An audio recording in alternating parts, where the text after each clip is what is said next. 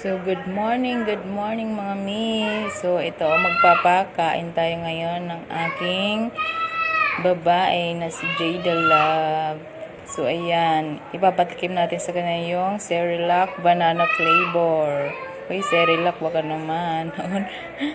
So, ayan, first tikim. Ayan, sarap.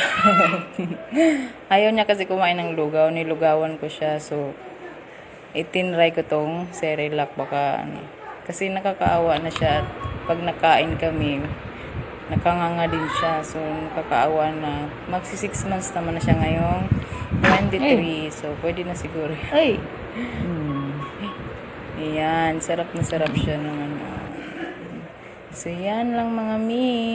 First kain ng aking Jada Love.